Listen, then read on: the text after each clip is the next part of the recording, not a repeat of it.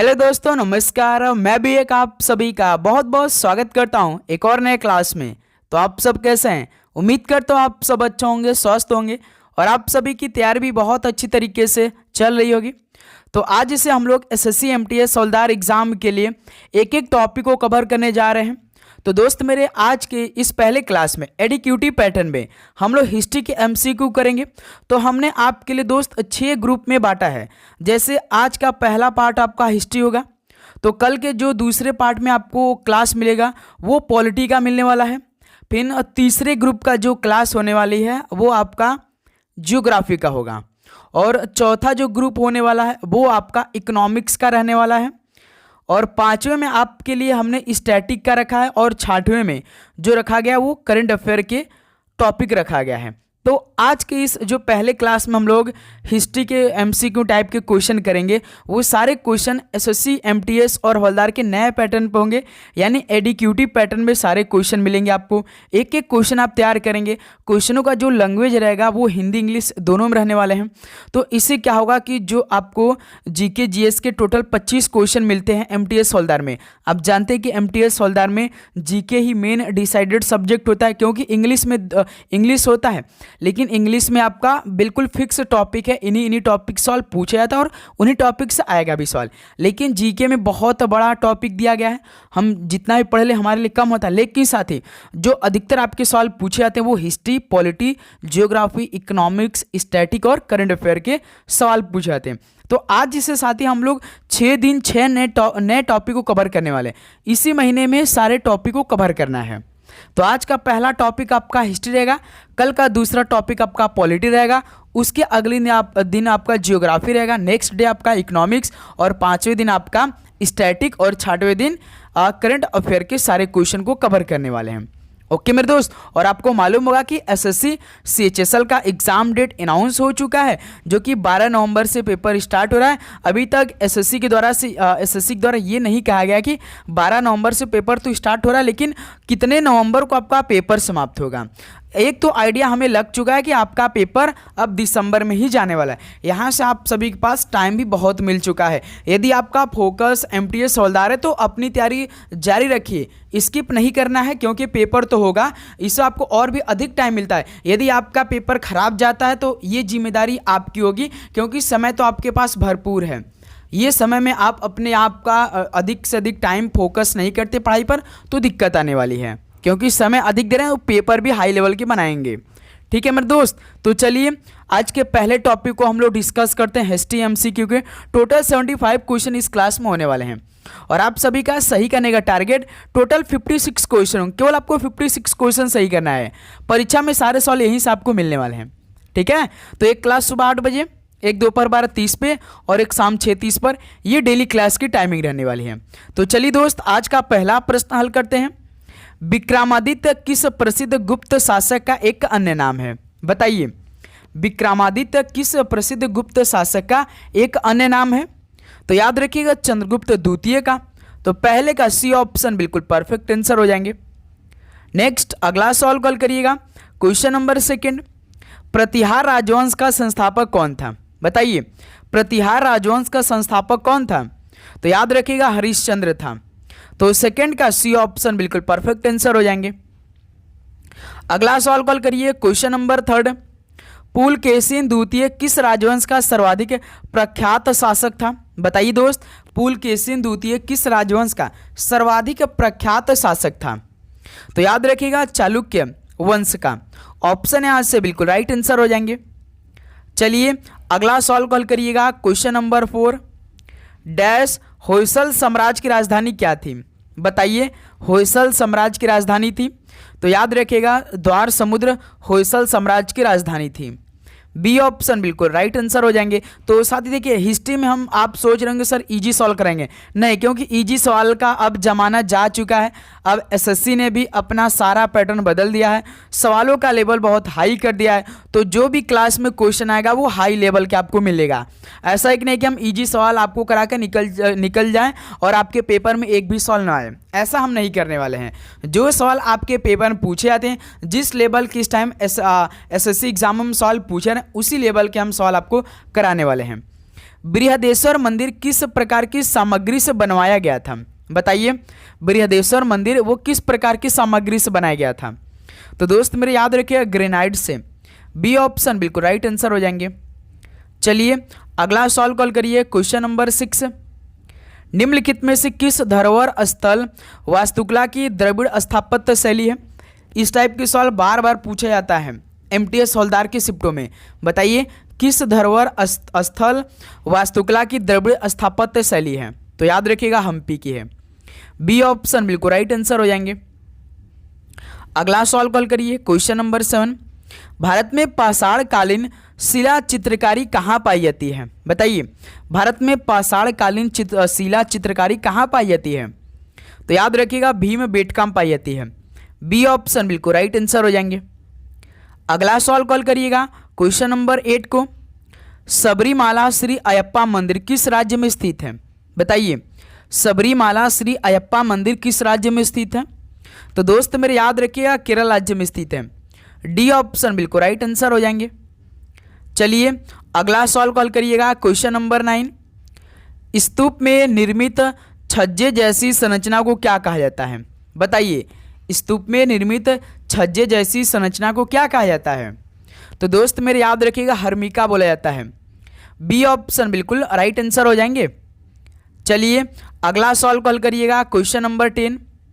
पुस्तक तहकीक ए हिंद किसने लिखी है? बताइए पुस्तक तहकीक ए हिंद किसने लिखी है?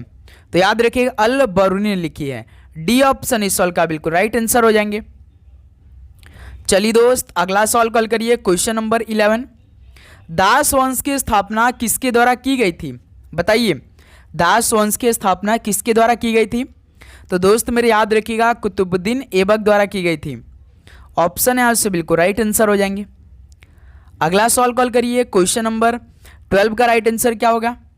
कुतुबुद्दीन ऐबक और रजिया ये किस राजवंश से संबंधित हैं? बताइए कुतुबुद्दीन ऐबक और रजिया जो थी वो किस राजवंश से संबंधित थे? तो दोस्त मेरे याद रखिएगा ममलुक राजवंश से संबंधित थे। ऑप्शन यहाँ से बिल्कुल राइट आंसर हो जाएंगे। चलिए अगला सवाल कॉल करिए, क्वेश्चन नंबर 13। डैश खिलजी वंश का प्रथम शासक कौन था? बताइए खिलजी वंश का प्रथम शासक कौन था? तो याद रखिएगा जलालुद्दीन फिरोज खिलजी था। डी ऑप्शन बिल्कुल राइट आंसर हो जाएंगे। चलिए अगला सवाल कॉल करिए, क्वेश्चन नंबर 14। दिल्ली के किस सुल्तान ने टंका और जीतल सिक्कों को प्रचलित किया? दिल्ली के किस सुल्तान ने टंका और जीतल सिक्कों को प्रचलित किया था?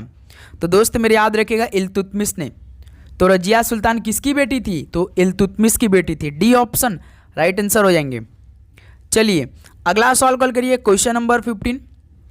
डैश यानी किसने नवरोज नामक प्रसिद्ध फारसी त्यौहार की शुरुआत की? बताइए किसने नवरोज नामक प्रसिद्ध फारसी त्यौहार की शुरुआत की? तो गयासुद्दीन बलबल ने। डी ऑप्शन बिल्कुल राइट आंसर हो जाएंगे। चलिए दोस्त अगला सवाल कॉल करिए, क्वेश्चन नंबर 16 का राइट आंसर क्या होगा? विजयनगर साम्राज्य के पहले राज्य कौन थे? विजयनगर साम्राज्य के पहले राज्य कौन थे? तो याद रखिएगा हरियर थे। ऑप्शन सी बिल्कुल राइट आंसर हो जाएंगे। चलिए दोस्त अगला सवाल कॉल करिए, क्वेश्चन नंबर 17। बहमनी साम्राज्य की स्थापना किसने की थी? बताइए बहमनी साम्राज्य की स्थापना किसने की? तो याद रखिएगा अलाउद्दीन बहमन शाह यानी उर्फ हसन गंगू ने की थी। डी ऑप्शन बिल्कुल राइट आंसर हो जाएंगे। चलिए अगला सवाल कॉल करिए, क्वेश्चन नंबर 18। जैन अवस्था किस धर्म से संबंधित पवित्र ग्रंथ है? बताइए जैन अवस्था किस धर्म से संबंधित पवित्र ग्रंथ है? तो याद रखिएगा पारसी से संबंधित है। ऑप्शन सी बिल्कुल राइट आंसर हो जाएंगे। अगला सवाल कॉल करिएगा, क्वेश्चन नंबर 19। आदि ग्रंथ किस समुदाय का धार्मिक ग्रंथ है? बताइए आदि ग्रंथ किस समुदाय का धार्मिक ग्रंथ है? तो दोस्त मेरे याद रखिएगा सिख धार्मिक ग्रंथ है आदि ग्रंथ है। तो डी ऑप्शन बिल्कुल परफेक्ट आंसर हो जाएंगे। अगला सवाल कॉल करिए दोस्त, क्वेश्चन नंबर 20। दीन ए इलाही किसके द्वारा प्रचारित किया गया था? बताइए दीन ए इलाही किसके द्वारा प्रचारित किया गया था? तो याद रखिएगा अकबर के द्वारा। ऑप्शन सी बिल्कुल राइट आंसर हो जाएंगे।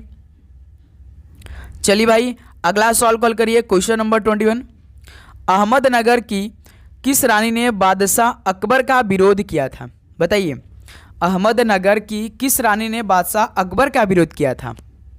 तो याद रखिएगा, चांद बीबी ने। ऑप्शन सी बिल्कुल परफेक्ट आंसर हो जाएंगे। चलिए दोस्त, अगला सॉल्व कल करिए। क्वेश्चन नंबर 22, जहांगीर भारत का मुगल बादशाह था। बताइए दोस्त, जहांगीर भारत का किस नंबर का मुगल बादशाह था? तो भाई याद रखिए, चौथा मुगल बादशाह था। बी ऑप्शन बिल्कुल परफेक्ट आंसर हो जाएंगे। ओके, नेक्स्ट अगला सॉल्व कल करिएगा। क्वेश्चन नंबर 23, डैश भारत के तीसरे मुगल सम्राट कौन थे? बताइए, भारत के तीसरे मुगल सम्राट। तो दोस्त मेरे याद रखिए, अकबर भारत के तीसरे मुगल सम्राट थे। बी ऑप्शन बिल्कुल राइट आंसर हो जाएंगे। चलिए अगला सॉल्व कल करिए। क्वेश्चन नंबर 24, अकबर के शासनकाल में किस मुगल साम्राज्य के वित्त मंत्री थे? बताइए, अकबर के शासनकाल में कौन मुगल साम्राज्य के वित्त मंत्री थे? तो याद रखिए, राजा टोडरमल, जो कि मुगल साम्राज्य के वित्त मंत्री थे अकबर के शासनकाल में। ऑप्शन यहाँ से बिल्कुल राइट आंसर हो जाएंगे। अगला सॉल्व कल करिए दोस्त। क्वेश्चन नंबर 25, बाबर ने भारत पर किस वर्ष में पहला आक्रमण किया था? बताइए, बाबर ने भारत पर पहला आक्रमण कब किया था? तो याद रखिएगा 1519 में। ऑप्शन यहाँ से बिल्कुल राइट आंसर हो जाएंगे। चलिए अगला सॉल्व कल करिएगा। क्वेश्चन नंबर 26, खानवा की युद्ध किस वर्ष में लड़ा गया था? ये तो बहुत ईजी सॉल्व हो गया। खानवा की युद्ध, तो दोस्त मेरे आपको मालूम होगा कब हुआ था? जो पानीपत का पहला युद्ध हुआ था 1526 में, जस्ट उसके एक साल बाद यानी 1527 में खानवा की युद्ध हुआ था। ऑप्शन सी बिल्कुल परफेक्ट आंसर हो जाएंगे। अगला सॉल्व कल करिए। क्वेश्चन नंबर 27, घाघरा की युद्ध किस वर्ष में लड़ा गया था? अब बताइए, घाघरा की युद्ध कब हुआ था? तो सर जी 1526 में पानीपत का पहला युद्ध है। 1529 में शायद आपका घाघरा की युद्ध हुआ था। खानवा की युद्ध 1527 में। तो बस दोस्त मेरे 1-2 साल का हेर फेर है सभी युद्ध, आप अच्छे से याद कर सकते हैं। ओके, चलिए अगला सॉल्व कल करिएगा। क्वेश्चन नंबर 28, अकबर कितने वर्ष की आयु में पंजाब का शासक बना था? बताइए, अकबर कितने वर्ष की आयु में पंजाब का शासक बना? तो याद रखिए, केवल 13 वर्ष की आयु में। ऑप्शन सी बिल्कुल राइट आंसर हो जाएंगे। अगला सॉल्व कल करिए दोस्त। क्वेश्चन नंबर 29, पानीपत का प्रथम युद्ध किस वर्ष लड़ा गया था? अभी तो बताया था 1526 में। ऑप्शन यहाँ से राइट आंसर हो जाएंगे। चलिए दोस्त अगला सॉल्व कल करिए। क्वेश्चन नंबर 30, भारतीय इतिहास में किसे आलमगीर के नाम से जाना जाता था? बताइए, भारतीय इतिहास में किसे आलमगीर के नाम से जाना जाता था? तो दोस्त मेरे याद रखिएगा, औरंगजेब को। ऑप्शन ए परफेक्ट आंसर हो जाएंगे। अगला सवाल कॉल करिए। क्वेश्चन नंबर 31, कन्नौज का युद्ध किसके बीच लड़ा गया था? कन्नौज का युद्ध किसके बीच लड़ा गया? तो मुगल और शेरशाह सूरी के बीच में। डी ऑप्शन परफेक्ट आंसर हो जाएंगे। चलिए दोस्त अगला सवाल कॉल करिए। क्वेश्चन नंबर 32, आगरा के किले का निर्माण किसके शासनकाल में शुरू हुआ? भाई आगरा किले का निर्माण किसके शासनकाल में शुरू हुआ, ये आपको बताना है। बताइए, शाहजहां या अकबर? तो सर ये अकबर के समय स्टार्ट हुआ था। बी ऑप्शन राइट आंसर हो जाएंगे। चलिए अगला सवाल कॉल करिए। क्वेश्चन नंबर 33, मुगल साम्राज्य की स्थापना 1526 में किसके द्वारा हुई थी? याद रखिए, जो पानीपत का पहला युद्ध हुआ था ना, तो उसी समय मुगल साम्राज्य की स्थापना हुई थी। तो बताइए किसके द्वारा? तो बाबर के द्वारा हुई थी। डी ऑप्शन परफेक्ट आंसर हो जाएंगे। अगला सवाल कॉल करिएगा। क्वेश्चन नंबर 34, पानीपत की दूसरी लड़ाई में बैरम खान ने किसको हराया था? पानीपत की जो दूसरी लड़ाई हुई थी 1556 में, तो बैरम खान ने किसे हराया था? तो हेमू को। डी ऑप्शन राइट आंसर हो जाएंगे। अगला सवाल कॉल करिए दोस्त। क्वेश्चन नंबर 35, लाहौर में बादशाही का निर्माण किसने करवाया था? लाहौर में बादशाही का निर्माण किसने करवाया था? तो दोस्त मेरे याद रखिएगा, औरंगजेब ने। डी ऑप्शन बिल्कुल राइट आंसर हो जाएंगे। चलिए अगला सवाल कॉल करिए दोस्त। क्वेश्चन नंबर 36, पानीपत का प्रथम युद्ध कहाँ हुआ था? अब बताइए भाई, पानीपत का जो पहला युद्ध हुआ था वो कहाँ पर हुआ था? तो याद रखिएगा, हरियाणा में हुआ था। ऑप्शन ए राइट आंसर हो जाएंगे। चलिए दोस्त अगला सवाल कॉल करिए। क्वेश्चन नंबर 37, डैश में जीतने के बाद बाबर को गाजी मान लिया गया था? यानी दोस्त किसके युद्ध में जीतने के बाद बाबर को गाजी मान लिया गया था? कौन सी युद्ध जीतने के बाद? तो जो भाई खानवा का युद्ध हुआ था, अब बताइए दोस्त, आपका आईक्यू लेवल चेक करते हैं। खानवा का युद्ध कब हुआ था बताइए। खानवा का युद्ध अभी बताया है, और अब घाघरा का युद्ध अभी बताया है, पानीपत के युद्ध बताया। बताइए दोस्त किस ईस्वी में हुआ था, कमेंट करके बताइए। इस सवाल का राइट आंसर तो बी ऑप्शन हो जाएगा। चलिए क्वेश्चन नंबर 38 बताइए। जामा मस्जिद का निर्माण किस शासक द्वारा कराया गया था? जामा मस्जिद का निर्माण किस शासक द्वारा कराया गया? तो याद रखिएगा शाहजहां द्वारा। बी ऑप्शन राइट आंसर हो जाएंगे। अगला सवाल कॉल करिए क्वेश्चन नंबर 39। प्रसिद्ध रचना तूतीनामा किसके शासनकाल में रची गई थी? बताइए जो प्रसिद्ध रचना थी तूतीनामा, ये किसके शासनकाल में रची गई थी? तो दोस्त मेरे याद रखिएगा अकबर के शासनकाल में। बी ऑप्शन राइट आंसर हो जाएंगे। अगला सवाल कॉल करिए दोस्त क्वेश्चन नंबर 40।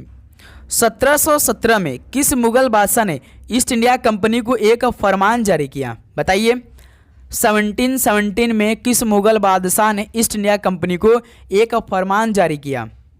तो याद रखिएगा फरूक सियर ने। ऑप्शन सी बिल्कुल परफेक्ट आंसर हो जाएंगे।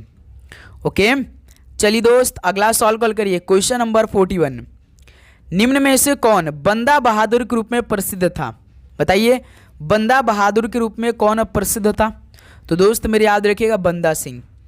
बी ऑप्शन बिल्कुल राइट आंसर हो जाएंगे। चलिए दोस्त अगला सवाल कॉल करिए क्वेश्चन नंबर 42। ताजमहल का परिसर का निर्माण लगभग कब शुरू किया गया था? बताइए ताजमहल का परिसर का निर्माण लगभग कब शुरू किया गया था?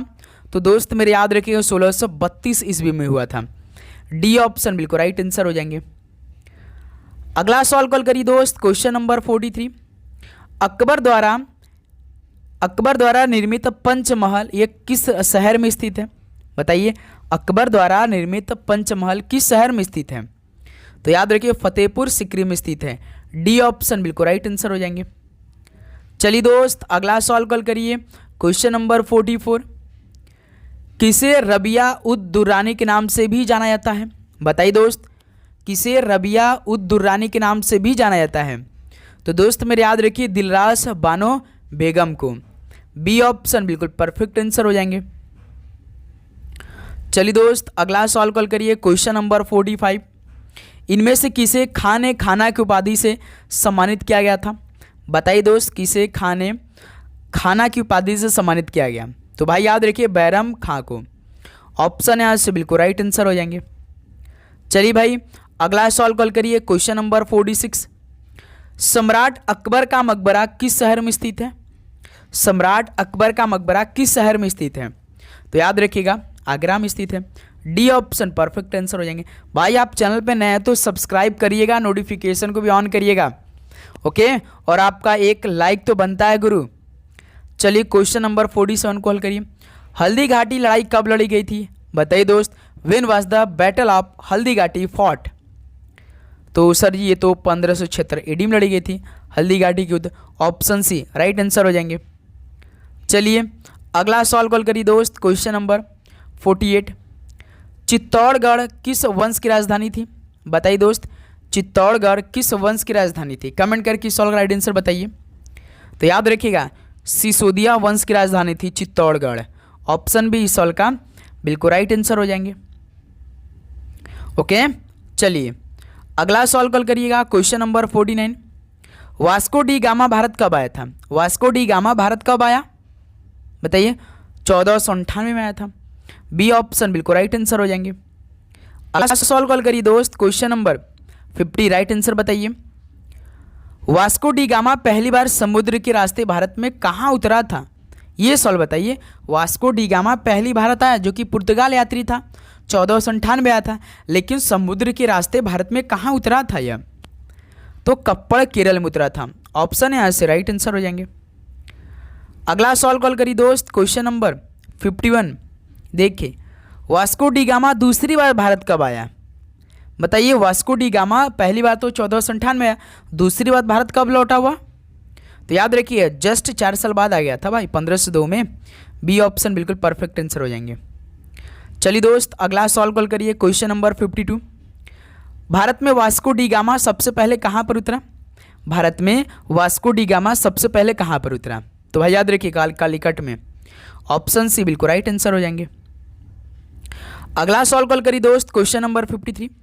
रीसरा में पहली जूट मिल की स्थापना कहाँ पर हुई थी, किस शहर में हुई थी? रीसरा में पहली जूट मिल की स्थापना किस शहर में हुई? तो भाई याद रखिए कोलकाता में। ऑप्शन यहाँ से राइट आंसर हो जाएंगे। चलिए दोस्त अगला सॉल्व कल करिए, क्वेश्चन नंबर 54। भारत में पहली ब्रिटिश प्रेसिडेंसी की स्थापना कहाँ की गई थी? बताइए, भारत में पहली ब्रिटिश प्रेसिडेंसी की स्थापना कहाँ की गई थी? तो याद रखिए सूरत में। बी ऑप्शन बिल्कुल राइट आंसर हो जाएंगे। चलिए अगला सॉल्व कॉल करिए, क्वेश्चन नंबर 55। भारत में निम्न में से किस स्थल को काला पानी के नाम से जाना जाता था? बताइए दोस्त, भारत में किस स्थल को काला पानी के नाम से जाना जाता था? तो याद रखिए अंडमान द्वीप को। ऑप्शन है परफेक्ट आंसर हो जाएंगे। चलिए भाई अगला सॉल्व कॉल करिए, क्वेश्चन नंबर 56। प्लासी लड़ाई किस नदी के तट पर हुई थी? प्लासी लड़ाई किस नदी के तट पर हुई थी? तो दोस्त मेरे याद रखिएगा भागीरथी नदी के तट पर। बी ऑप्शन राइट आंसर हो जाएंगे। चलिए अगला सॉल्व कॉल करिए, क्वेश्चन नंबर 57। बक्सर की युद्ध कब हुआ था? तो बक्सर की युद्ध तो 1764 में हुआ था। ऑप्शन सी बिल्कुल राइट आंसर हो जाएंगे। बताइए दोस्त 1576 में कौन सा युद्ध हुआ था? इसी क्लास में हमने ये सॉल्व बताया है। बताइए दोस्त 1576 में कौन सा युद्ध हुआ था? कमेंट करके बताइए आप लोग। तो चलिए क्वेश्चन नंबर 58 कॉल करिए। किस लड़ाई ने बंगाल पर ब्रिटिशों के शासन का मार्ग प्रशस्त किया? किस लड़ाई ने बंगाल पर ब्रिटिशों के शासन का मार्ग प्रशस्त किया? तो याद रखिए प्लासी की युद्ध। ऑप्शन यहाँ से परफेक्ट आंसर हो जाएंगे। चलिए दोस्त क्वेश्चन नंबर 59 कॉल करिए। पागलपंथी सत्याग्रह कहाँ पर हुआ था? पागलपंथी सत्याग्रह कहाँ हुआ था? तो दोस्त मेरे याद रखिएगा बंगाल में हुआ था। ऑप्शन सी राइट आंसर हो जाएंगे। चलिए अगला सॉल्व कॉल करिए, क्वेश्चन नंबर 60। औपनिवेशिक शासन की स्थापना निम्न में से सबसे पहले कहाँ हुई थी? बताइए औपनिवेशिक शासन की स्थापना सबसे पहले कहाँ हुई थी? तो दोस्त मेरे याद रखिए बंगाल में हुई थी। ऑप्शन बी राइट आंसर हो जाएंगे। चलिए अगला सॉल्व कॉल करिए, क्वेश्चन नंबर 61। किस स्थान को nursery of the Bengal army कहा जाता है? बताइए किस स्थान को nursery of the Bengal army कहा जाता है? तो दोस्त मेरे याद रखिए अवध को।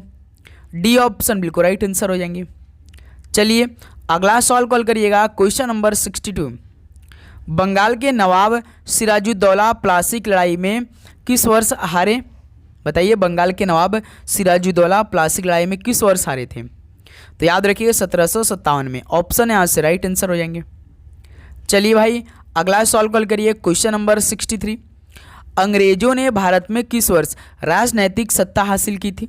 बताइए अंग्रेजों ने भारत में किस वर्ष राजनैतिक सत्ता हासिल की थी? तो दोस्त मेरे याद रखिएगा 1757 में ही। डी ऑप्शन परफेक्ट आंसर हो जाएंगे। चलिए अगला सॉल्व कॉल करिए, क्वेश्चन नंबर 64। इनमें से किसने प्लासी युद्ध में सिराजुद्दौला से गद्दारी की थी? बताइए भाई who among the following betrayed Sirajuddaula in the battle of Plassey? तो याद रखिए गद्दारी मीर जाफर ने की थी। ऑप्शन है राइट आंसर हो जाएंगे।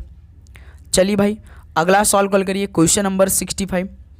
भारतीय इतिहास में सन 1756 में घटित हुई काल कोठरी की घटना कहाँ हुई थी? ये अच्छा सवाल है भाई। बताइए भारतीय इतिहास में जो 1756 में घटित हुई थी काल कोठरी की घटना, ये कहाँ पर हुई थी? तो दोस्त मेरे याद रखिएगा ये कलकत्ता में हुई थी। ऑप्शन है परफेक्ट आंसर हो जाएंगे। चलिए अगला सॉल्व कॉल करिए, क्वेश्चन नंबर 66। निम्न में से किस घटना को कलकत्ता हत्याकांड के रूप में जाना जाता है? तो बताइए दोस्त किस घटना को कलकत्ता हत्याकांड के रूप में जाना जाता है? तो याद रखिएगा सीधी कार्यवाही दिवस को। डी ऑप्शन बिल्कुल परफेक्ट आंसर हो जाएंगे। चलिए दोस्त अगला सॉल्व कॉल करिए, क्वेश्चन नंबर 67। तृतीय मैसूर युद्ध किस अवधि के दौरान लड़ा गया था? बताइए तृतीय मैसूर युद्ध किस अवधि के दौरान लड़ा गया था? तो भाई याद रखिएगा 1790-92 में। ऑप्शन सी बिल्कुल राइट आंसर हो जाएंगे। ओके चलिए अगला सवाल कॉल करिए दोस्त, क्वेश्चन नंबर 68। हैदर अली कहाँ का शासक था?